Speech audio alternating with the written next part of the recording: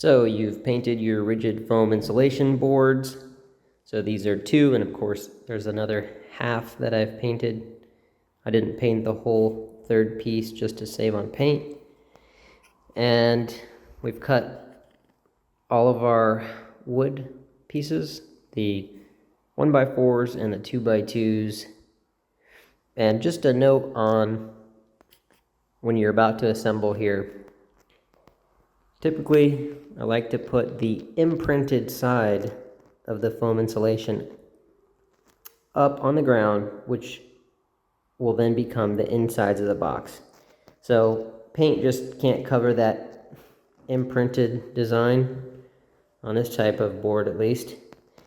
But it's really not too noticeable inside the box. It's just better to have it on the inside than the outside.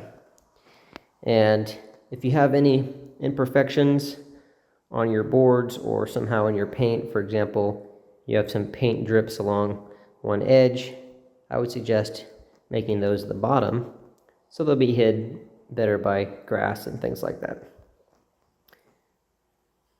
So here, these two edges will become the bottoms, and the surfaces facing up will become the inside. So we've assembled the main sides of the structure on top of the foam insulation boards, just to use the factory cut foam boards as kind of a huge square to get everything squared true. Even though the foam is not yet fastened to the wood, it's just sitting on top, but it's super helpful to do this.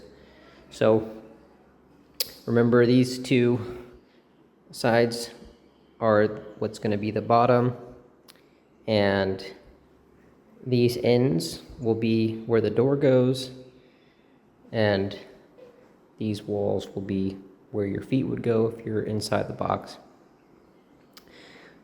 So one note is that when you're placing the lumber, you want to have the uglier side of the lumber facing toward the foam insulation so no one can see it.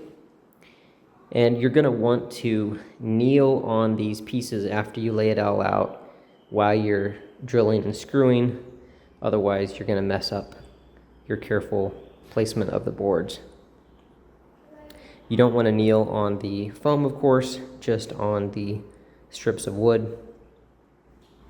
And before you place the 4 1x4s that have the 3.5-inch blocks in the center, you can screw the blocks to the longer pieces just on the ground, and then place them on the other boards. In other words, just screw the blocks on first before you place them there.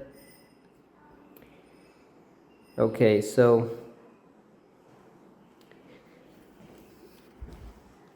you want these long 1x4s to be flush to the bottom of foam, but all the other three sides, you're gonna set everything 3/4 of an inch away from the edge of the foam. This is to provide room for the frames and small pieces of foam insulation, as you'll see later.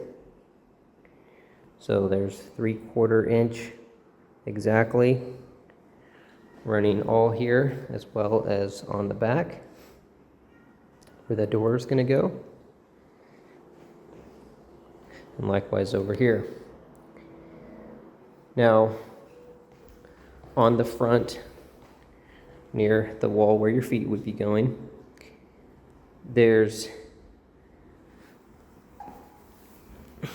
just want to note that this board is flush with this end here, but this board is set back the width of a 2x2, which you may want to measure that to make sure you have the same size I do, but ours were just less than 1.5 inches. So we set back this 1x4 1.5 inches to provide space for 1x2s that will go here. And the last note here is that these boards, which will be vertical when the sides are up, They are spaced 32 inches from the end. From the end of these boards, 32 inches to here. Just roughly speaking, to get the proper placement. Okay, so we've raised the sides, and this is the main step that it's really nice to have an assistant, besides, of course, carrying it to its final destination. They can hold up the sides while someone else screws the 2x2s and the couple 1x4s in place. So 4 of these horizontal pieces are easy to place. This one at the bottom front just goes down to the ground and flush with the front. This one here goes flush to the top and flush to the front. At the back, this 1x4 goes flush to the top, and then flush back to this vertical 1x4. And down at the bottom, this 2x2 goes flush to the ground and flush back to this 1x4. So you might want to write down the following measurements for these other horizontal pieces. You pull your tape measure off of this front edge here, going back to this front edge of this first one here, and this says 23¼ inches. This next one is 47¾ and this 1x4 is 72¼